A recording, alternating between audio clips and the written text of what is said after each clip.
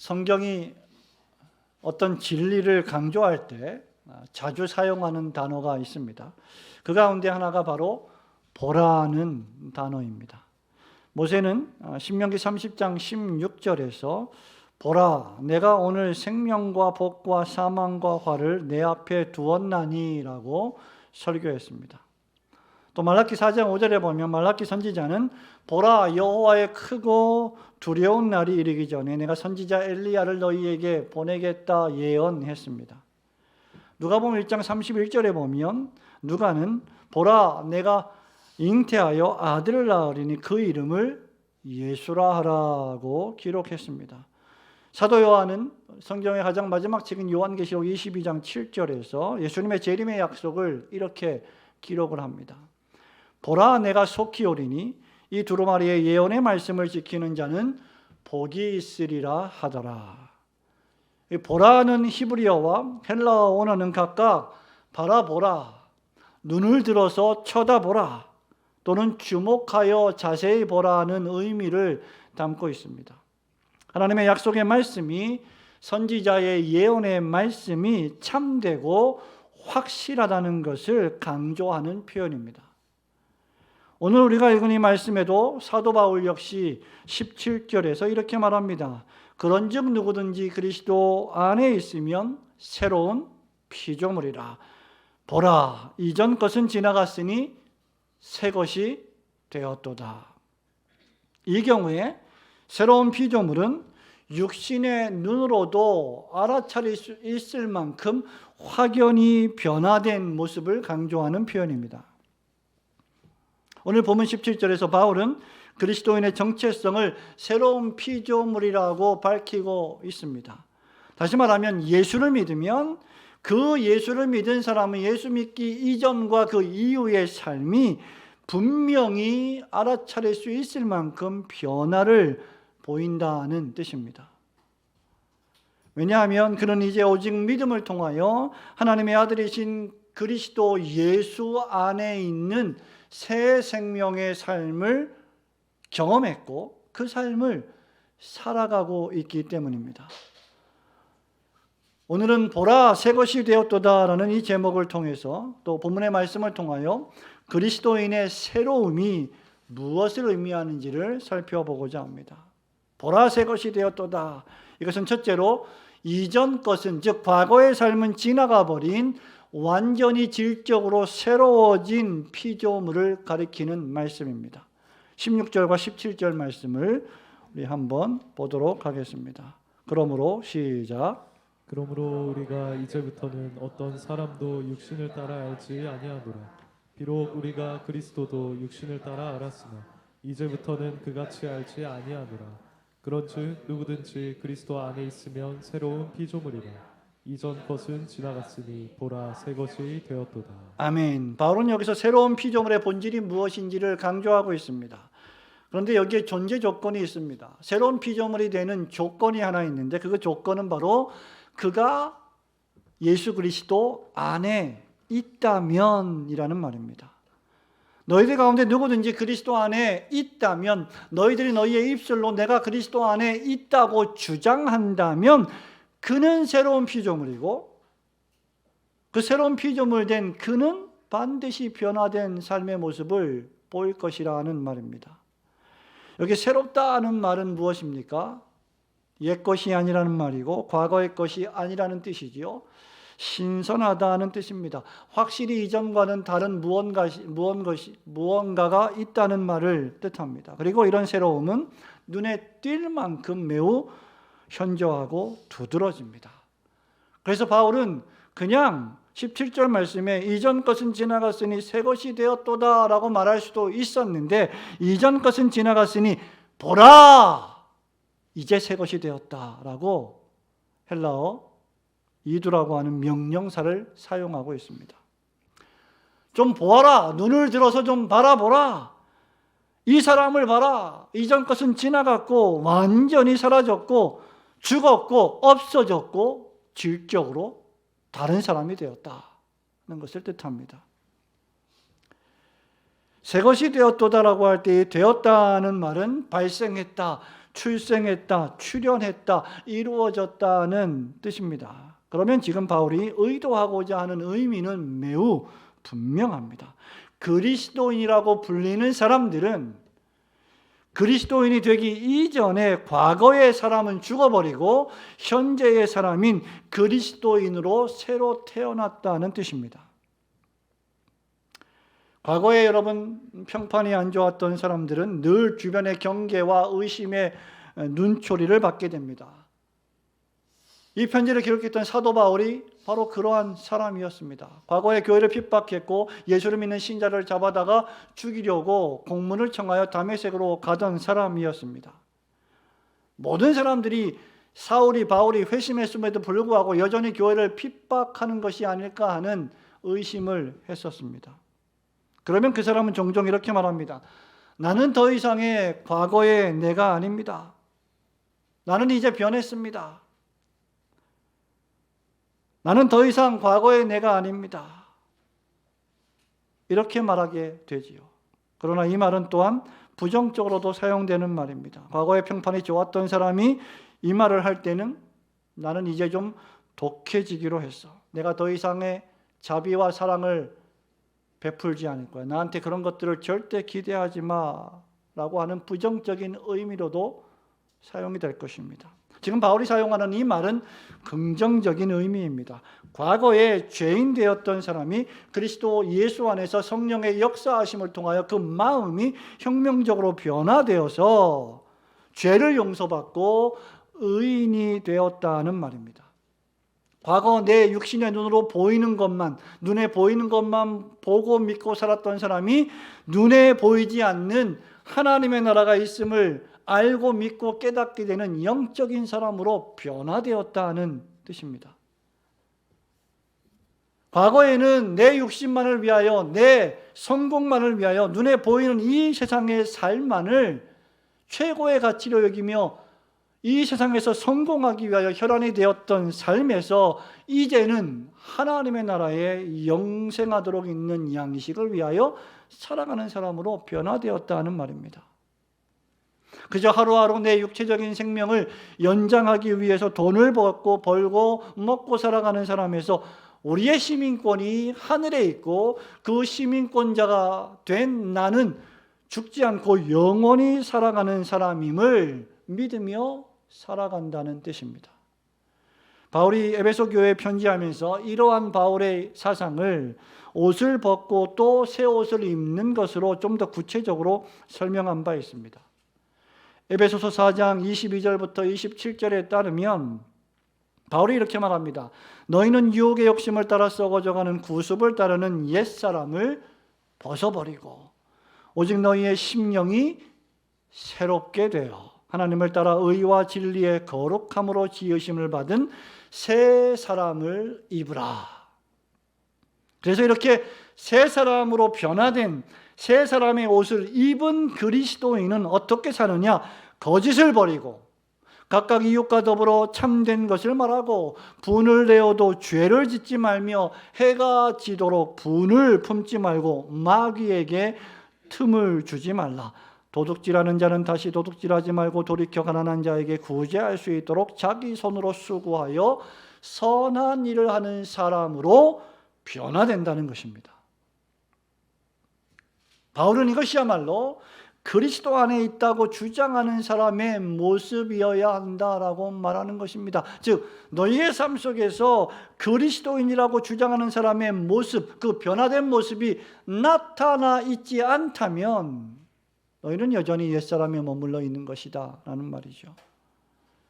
이미 바울은 우리가 읽으니 고린도후서 5장 이전에 4장 16절에서 그러므로 우리가 낙심하지 아니하노니 우리의 겉사람은 낡아지나 우리의 속사람은 날로 새로워지는도다라고 말한 바 있습니다. 우리의 겉사람, 우리의 육체는 한 해 한 해 나이가 들어갈수록 낡아지고 늙어가고 연약해지고 부패해 가지만 우리의 속에 있는 영적인 생명의 사람은 예수 그리스도의 생명의 능력으로 점점 강건해지고 새로워진다는 것이죠. 바울이 에베소서에서 말하는 삶은 겉이 아니라 속이 새로워진 사람의 삶의 모습입니다. 우리 스스로의 능력으로는 이런 삶을 살 수가 없습니다. 그러나 그리스도 예수 안에 있다면, 그리스도 예수와 연합한 자가 되었다면, 성령님의 역사하심을 통하여 내가 예수를 믿었다면, 내 안에 믿음을 통해서 그리스도를 바라보았다면, 이제 예수 그리스도를 나의 구세주로 믿고 있다면 이런 삶은 나에게 가능해진다는 것입니다. 그리고 정말 내가 그리스도 예수 안에 있는 사람이라면, 내 믿음이 참된 믿음이라면 이런 삶의 모습이 다른 사람들이 나를 볼 때 눈을 들어서 현저하게 보여질 수 있을 만큼 뚜렷해진다는 것입니다. 왜냐하면 거듭난 그리스도인들은 자신의 지식과 감정과 의지와 목적이 완전히 새로워지기 때문입니다. 그래서 이전에 내가 사용했던 내 몸, 내 육체, 내가 사용했던 내 시간, 내가 세상을 위하여 사용했던 내 물질, 내가 세상을 위해 살아갔던 나의 모든 가치관이 혁명적으로 변해서 심령으로 새로워져서 하나님 나라를 소망하며 하나님만을 기뻐하며 하나님을 위하여 살아가는 삶으로 변화되기 때문입니다. 바울은 로마서에서 이렇게 말합니다. 로마서 15장 13절에서 소망의 하나님이 모든 기쁨과 평강을 믿음 안에서 너희에게 충만하게 하사 성령의 능력으로 소망이 넘치게 하시기를 원하노라. 여러분, 이것이 질적으로 과거와는 다른, 지금은 완전히 새로워진 사람의 삶의 모습입니다. 기쁨과 평강이 넘치며 믿음 안에서 성령의 능력으로 하나님의 나라를 소망하게 되는 삶 말입니다. 그러므로 그리스도 예수 안에서 이제 여러분의 이전 것은 지나가고 새로운 피조물 된 자로서 변화된 삶을 사시고 누리고 경험하시는 성도들이 되시기를 주님의 이름으로 축원합니다. 보라 새 것이 되었도다. 이것은 무엇을 의미할까요? 두 번째로 오직 그리스도만을 위해 살아가는 새로운 피조물입니다. 오직 그리스도만을 위해 살아가는 자가 된다는 것이죠. 14절과 15절 말씀을 한 번 더 보겠습니다. 그리스도의 사랑이 시작. 그리스도의 사랑이 우리를 강권하시는도다. 우리가 생각하건대 한 사람이 모든 사람을 대신하여 죽었은즉 모든 사람이 죽은 것이라. 그가 모든 사람을 대신하여 죽으심은 살아있는 자들로 하여금 다시는 그들 자신을 위하여 살지 않고 오직 그들을 대신하여 죽었다가 다시 살아나신 이를 위하여 살게 하려 함이라. 아멘. 바울이 말하는 새로운 피조물은, 새롭게 지음받은 이 피조물은 더 이상 자기 자신을 위하여 살지 않고 오직 그들을 대신하여 죽었다가 다시 살아나신 그리스도를 위해 사는 그리스도인을 가리킵니다. 변화된 신자의 삶의 목적이 자기 자신에게서 그리스도로 완전히 바뀌어 버립니다. 여러분, 이것이 얼마나 엄청난 일인지 한번 생각해 보십시오. 사람은 누구든지 태어나서 자기 자신을 사랑하게 되어 있습니다.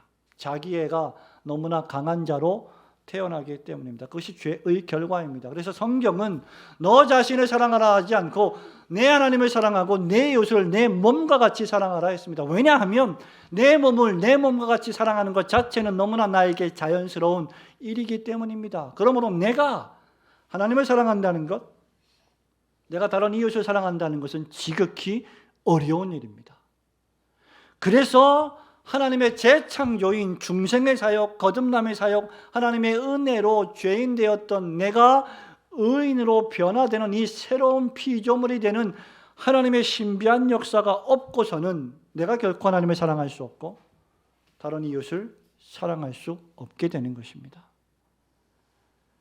그러므로 지금 이 새로운 피조물은 하나님의 아들이신 예수께서 우리를 위하여 자기 목숨을 버리신 것을 내가 알기 때문에, 믿기 때문에 나 역시 이제 나를 위하여 자기 목숨을 버리신 그리스도를 위하여 살아가는 사람으로 바뀌는 것입니다.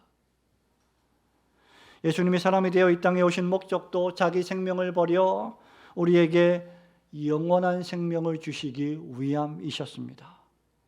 예수님은 우리의 구원과 우리의 행복을 위하여 자신을 온전히 십자가에서 희생하시고 내어 주셨습니다. 여러분 자신을 위해서 말이죠. 이것이 우리에게 시사하는 바는 명백합니다. 여러분이 예수님을 따른다면, 나는 예수를 믿는 신자라고 말한다면, 여러분 역시 이제는 더 이상 여러분 자신만을 위한 이기적 삶이 아닌 예수 그리스도를 사랑하는 삶을 살라는 것입니다. 이것이 14절에서 말씀하는 우리를 강권하시는 그리스도의 사랑입니다. 만일 여러분이 누군가에게 큰 사랑을 받았다면, 어떤 누군가가 여러분들에게 끊임없이 큰 사랑을 베풀고 있다면 여러분이 그런 사랑을 받을 자격도 없고 그런 지위도 되지 않는데, 그 여러분에게 그 큰 사랑을 계속 베푼다면 그 사랑을 베푸는 일을 위하여 여러분이 무엇인가를 다 하고자 하는 것은 당연한 일이 아닙니까? 이것이 14절에서 말씀하는 우리를 강권하시는 그리스도의 사랑입니다. 예수님의 십자가 사랑을 체험했다면 그는 필연적으로 예수를 위하여 살게 되어 있습니다. 여러분, 피조물이 창조주를 위하여 삶을 살아갈 수 있다니 이 얼마나 놀라운 특권입니까? 하늘이 하나님의 영광을 선포하고 궁창이 그 손으로 하신 일을 나타내는데, 피조세계 모든 만물이 하나님의 영광을 드러내는데, 저와 여러분들은 하나님의 형상과 모양대로 지음을 받아 능동적으로 하나님께 영광을 돌리며 살아가는 존재로 부르심을 받았습니다. 이것이야말로 사람이 받을 수 있는 가장 영광스러운 특권 중에 특권입니다. 그러므로 우리는 더 이상 나 자신만을 위하여 사는 자가 아니라 나를 지으신 하나님, 내 죄를 용서하신 하나님, 나를 구원하신 하나님, 나에게 하늘의 시민권이 무엇인지를 알게 해주신 하나님과 그리스도 예수를 위하여 살아가는 사람입니다. 이제 이런 그리스도를 위한 우리의 섬김은 하나님의 교회와 이웃들로 더욱 확장됩니다.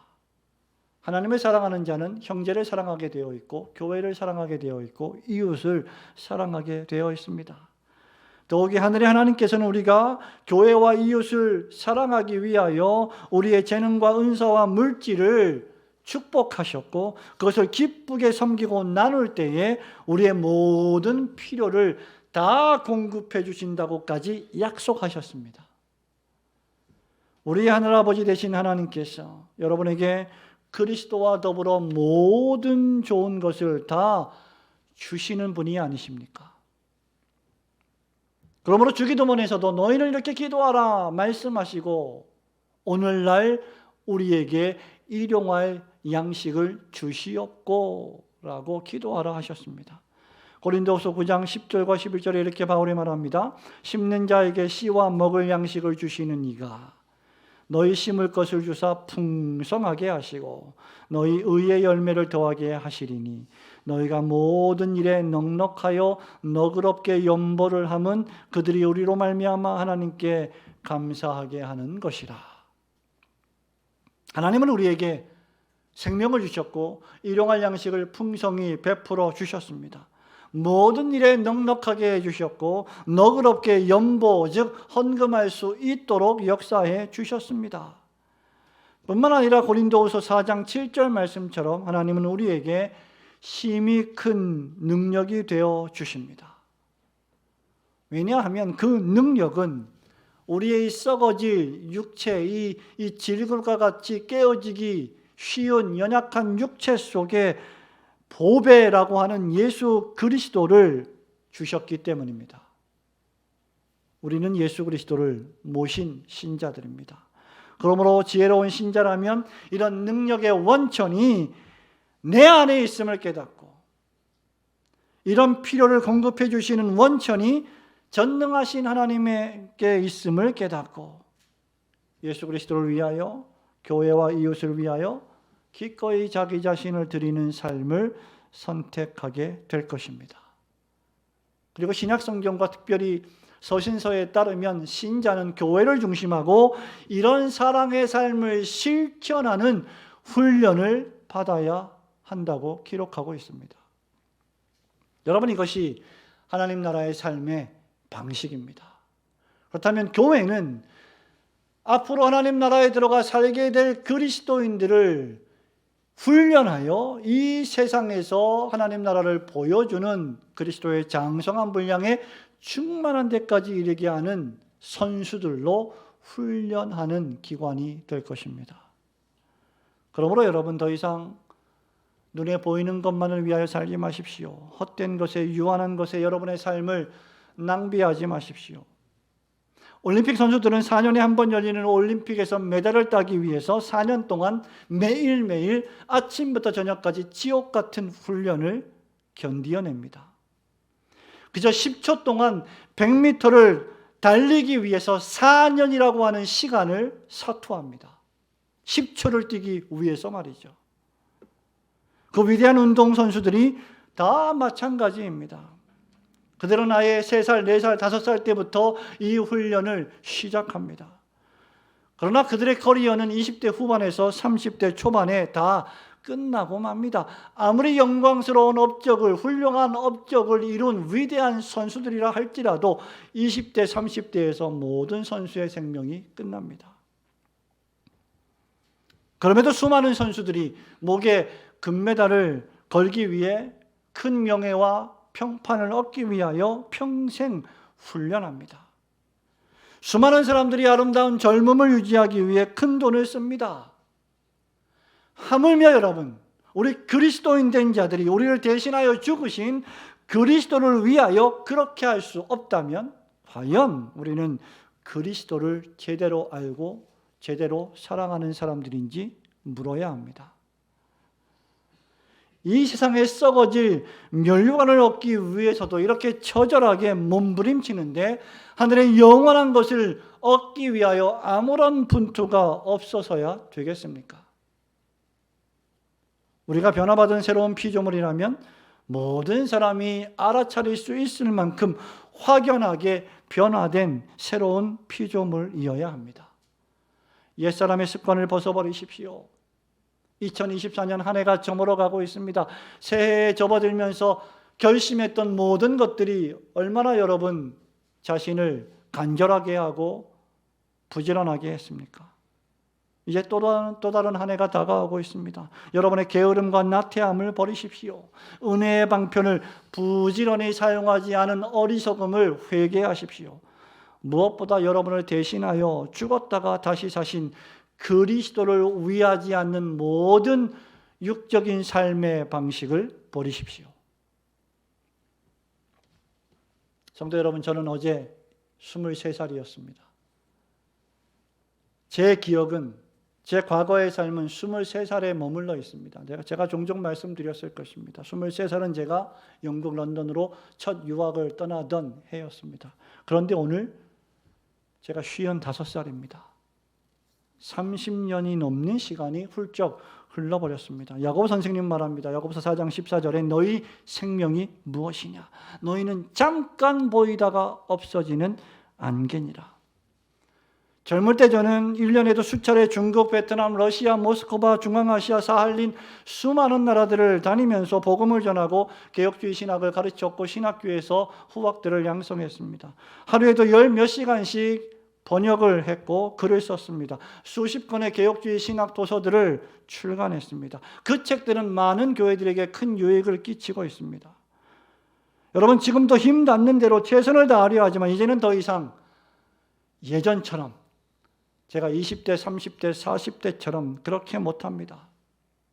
이제 내일이 오면 또 다른 10년이 흐를 것이고 나이는 더 들어갈 것입니다. 제가 무슨 말을 하는 것입니까? 여러분이 새로운 피조물이 되었다면 젊을 때부터 주님을 위해 살아가는 훈련을 하십시오. 아직 시간이 있을 때에 영원한 나라를 위하여 여러분의 눈을 뜨고 그 나라를 위하여 충성하십시오. 이것이 하나님이 선물로 주시는 영생을 확신하는 가장 안전한 길입니다. 사소한 일에 목숨 걸지 마시고 사소한 일에 언성을 높이지 마시고 오직 주님을 위하여 하나님 나라에 목숨을 걸어야 합니다. 미국 청교도 개혁주의 신학교의 총장인 조엘 비키 목사님은 그의 최근 설교 누가 하나님의 나라에서 큰 자인가 해서 이렇게 말했습니다. 세상에서의 크고 위대함은 하나님의 왕국에서의 크고 위대함과 전적으로 정반대입니다. 하나님의 왕국의 위대함은 그리스도를 위하여 우리의 삶을 전적으로 내려놓는 것입니다. 우리의 모든 삶을 그리스도를 위하여 하루하루 살아가는 삶이야말로 하나님의 나라에서 가장 크고 위대하게 되는 삶이라는 말입니다. 여러분이 여러분을 위하여 자기 생명을 버리시기까지 우리를 사랑하시고 구원하신 예수님만을 위하여 살아가시는 새로운 피조물들이 되시기를 주님의 이름으로 축원합니다. 마지막으로 보라 새 것이 되었도다. 이 말씀은 이제 화목하게 하는 하나님의 말씀을 부탁받은 새로운 피조물이라는 뜻입니다. 우리 18절과 19절 말씀을 함께 읽겠습니다. 모든 것이 시작. 모든 것이 하나님께로서 났으며 그가 그리스도로 말미암아 우리를 자기와 화목하게 하시고 또 우리에게 화목하게 하는 직분을 주셨으니 곧 하나님께서 그리스도 안에 계시사 세상을 자기와 화목하게 하시며 그들의 죄를 그들에게 돌리지 아니하시고 화목하게 하는 말씀을 우리에게 부탁하셨느니라. 아멘. 바울은 이제 새로운 피조물 된 고린도 교회 교인들이 수행해야 할 한 가지 사역을 언급합니다. 그것이 바로 화목하게 하는 직분이라고 했습니다. 그러나 하나님은 이 화목하게 하는 직분이 무엇인지 그냥 명령만 내리시는 분이 아니십니다. 하나님은 먼저 화목이 무엇인지를 우리에게 보여주셨고 체험하게 해주셨습니다. 하나님은 먼저 그리스도로 말미암아 우리와 자기 자신을 그분 자신을 화목하게 하십니다. 하나님은 죄인과 화목하시기로 생각하시고 의지를 발동하시고 계획하셨고 그것을 실천하셨습니다. 독생자 예수 그리스도를 이 세상에 보내시고 여자에게서 나게 하시고 고난을 당하게 하셨고 십자가에 죽기까지 주님은 그 일에 순종하셨습니다. 화목의 대가는 실로 참혹한 것이었습니다. 그것은 십자가 죽음이었기 때문입니다. 이것이 화목의 대가인 십자가 희생입니다. 바울은 로마서 5장 10절에서 이미 이렇게 말한 바 있습니다. 곧 우리가 원수 되었을 때에 그의 아들의 죽으심으로 말미암아 하나님과 화목하게 되었은즉 화목하게 된 자로서는 더욱 그의 살아나심으로 말미암아 구원을 받을 것이니라. 여러분, 하나님께서 우리와 화목하신다. 하나님이 우리와 화해를 하신다. 여러분, 이게 얼마나 놀라운 일입니까? 왜냐하면 하나님은 우리에게 화목할 의무도 없으시고 우리와 화해를 해야 할 만큼 우리에게 잘못한 일이 하나도 없으시기 때문입니다. 화해한다는 것은 보통 경중의 차이는 있겠습니다만은 쌍방이 서로 무엇인가를 잘못했기 때문에 서로 화해하는 것입니다. 어떤 일로 우리가 잘못했기 때문에 서로 사과하고 화해하고 악수하고 감정을 풀고 사랑을 나누는 것입니다. 주로 가해자는 피해자가 합의해 주지 않으면 절대로 화목할 수 없습니다.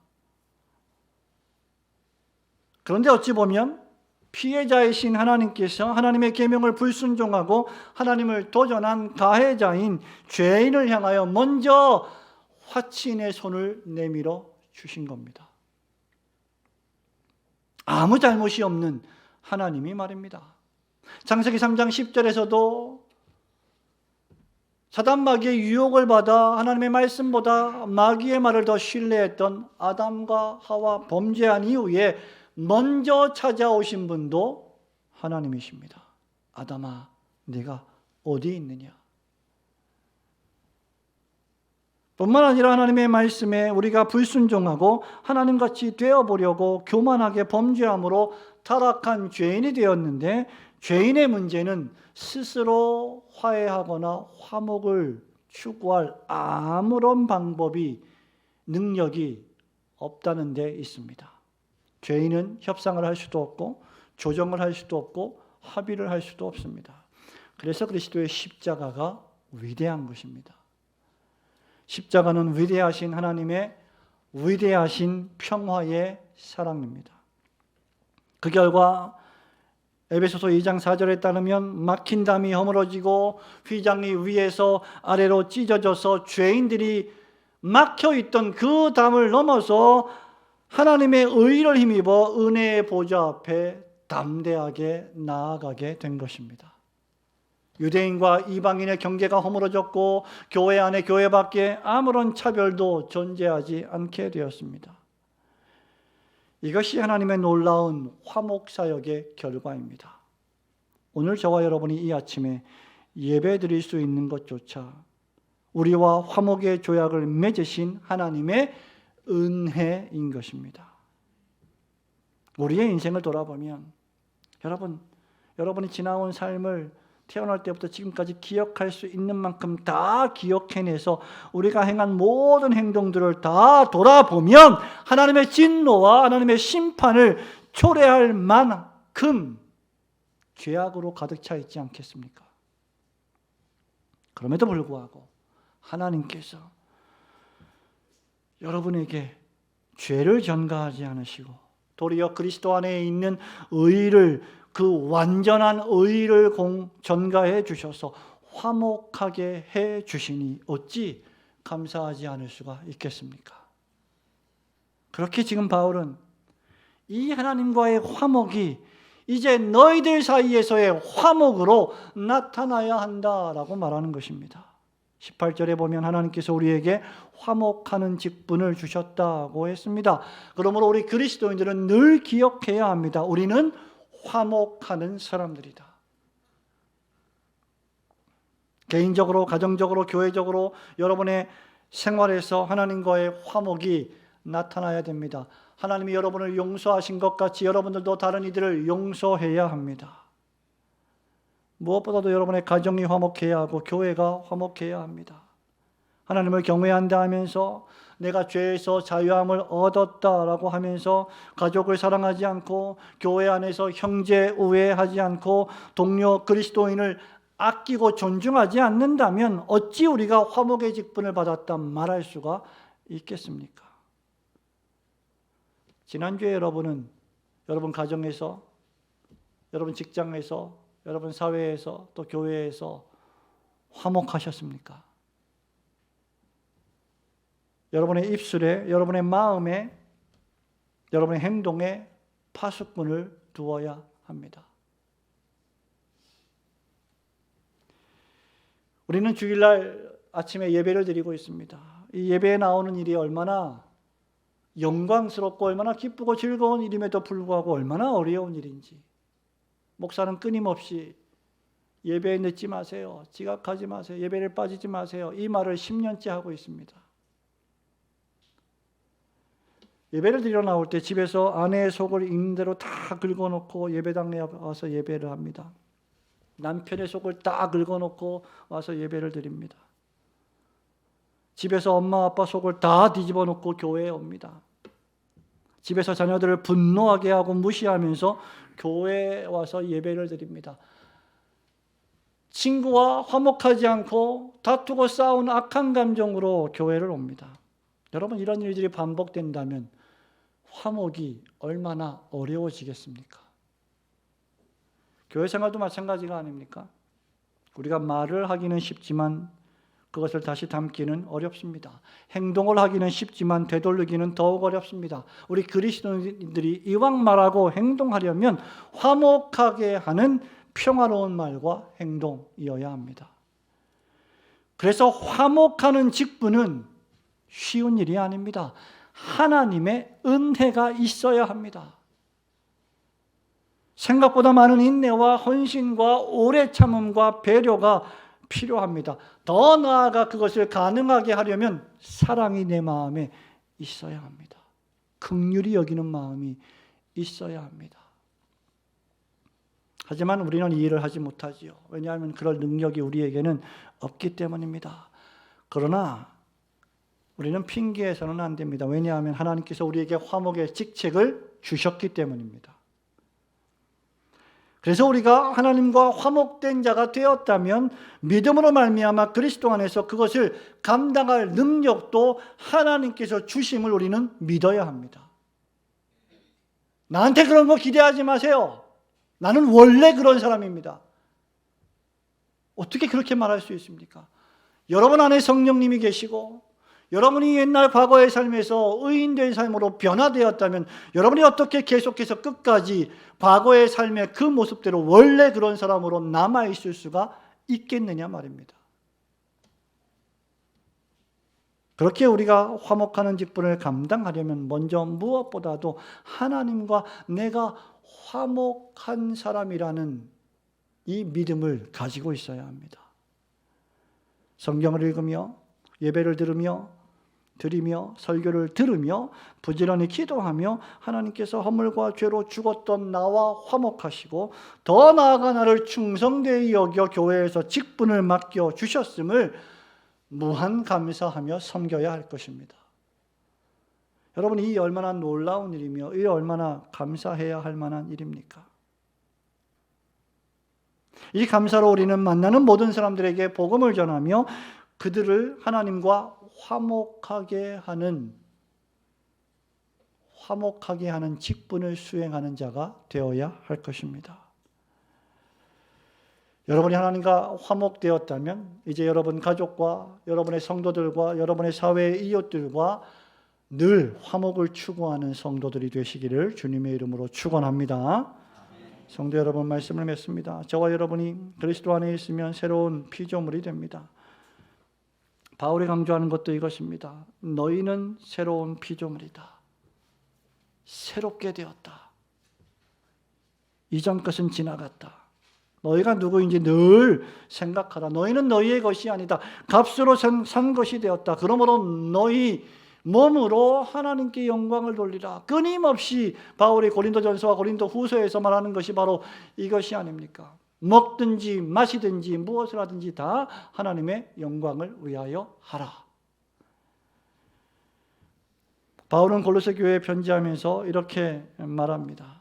골로새서 2장 6절 7절입니다. 그러므로 너희가 그리스도 예수를 주로 받았으니 그 안에서 행하되 그 안에 뿌리를 박이며 세움을 받아 교훈을 받은 대로 믿음에 굳게 서서 감사함을 넘치게 하라. 그리스도 예수를 믿을 때 우리는 그 안에 영적인 뿌리를 받고 세움을 받은 자가 됩니다. 그러면 그때 우리의 내면이 전적으로 새로운 사람이 됩니다. 여러분, 그리스도인은 잠깐 교육을 받은 사람이 아닙니다. 그리스도인은 우리의 인격의 일부분만 개조한 사람이 아닙니다.